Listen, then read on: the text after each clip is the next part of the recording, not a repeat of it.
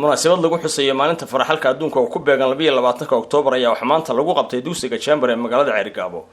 waxaana munaasabadan ay soo qaban qaabisay wasaaradda biyaha ayna ka soo qayb galeen barasaab ku-xigeenka gobolka Sanaag iyo mas'uuliin heer gobol ee wasaaradda caafimaadka waxbarashada deegaanka marti sharaf kale iyo waliba ardayda dugsigaasi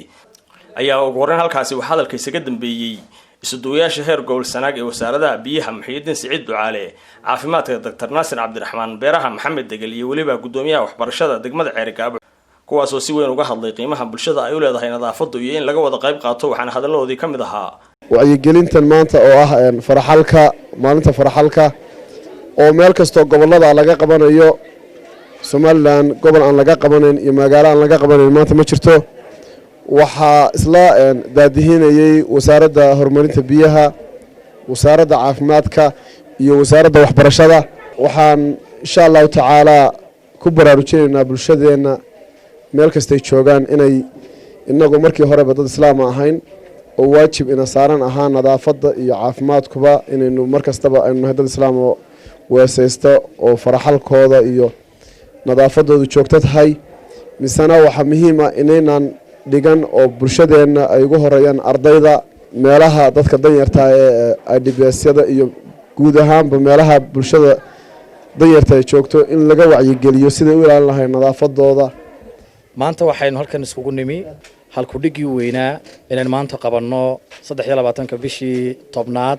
2020 maalintii farxalka adduunka inagu waxaynu nahay dad yow muslimiin ah boqolkiiba boqol ah marka horeba waxa nadaafadda iyo farxalka iyo waxyaabaha soo dhaniba waxa hormuud inaga waxa ah inaga muslim ah inaga hormuud u ah mar labaad iyo mar saddexaad ba waxaynu xoojinaynaa inaynu farxalano goobaha iyo goorta u sii daran tahayna waa marka masquulaha iyo meelaha laga soo baxo marka fariinta wasaaradda horumarinta caafimaadka aanu dirayna waxa weeyaan qof yar iyo qof weyn qof walo kastaaba waa inuu ku dadaalaa inuu farxalka u sameeyo oo ugu horeyso in gacmaha la dhaqdo xanuun kasta wuxuu ka yimaadaa gacmaheena oo meel kasta waynu taabanaa wad ogtihiin halku dhageena maanta ayaa waxay tahay in nadiifi gacmahaaga intaad cuntada diyaarin iyo intaad cunin ka horba nadaafaddu waxay ka mid tahay qayb ka mid ah diinta marka waxa loo baahan yahay in maxay ahayd mar kasta oo aad wax cunayso inaad ka hor faraxato kadibna aad faraxato dhagaysta hadalka oo waxa laydin farayaa oo aad laydinku dhiirigelinayaa inaad caafimaadkiina u ilaashataan midda labaadaan anigu idin raacinayaa waxa weeye faraxalka waxa idin raaca inaa weysada badisaan shanta waqtiba haddii aad salaada tukataan oo weysada badisaan caafimaadkiinuba waa iska taabaya wax idin soo gaadhayaana ma jiraan waxaan doonaynaa oo la isugu yimi halkan oo dalka oo dhan ka socda si loo hagaajiyo hygiene sanitation ama nadaafadda iyo fayadhowrka sidii loo hagaajin lahayn khusuusan haddaynu nahay bahda waxbarashada muhiimadda ugu weyn waxa weeye faraxalku wuxuu ka mid yahay waxyaabaha lagaga hortago dhammaan xanuunada oo dhan waa ogtii faraheennu waxay taabtaan meel kasta oo jidhka ka mid ah iyo shay kasta oo wax kasta iyaga lagu qabanayaa markaa faruhu waa meesha qudhay kuu soo jiidaysa xanuunka sidaas darteed faraxalku waa lagama maarmaan khaasatan markaad suuliga ka soo baxdo waa very important inaad faraxalato markaad cuntada cunayso ka hor waa inaad faraxalato horta ugu horreyn uga mahadnaqaynaa wasaaradda caafimaadka iyo wasaaradda biyaha siday u soo agaasimeen hawshan ardaydiina maanta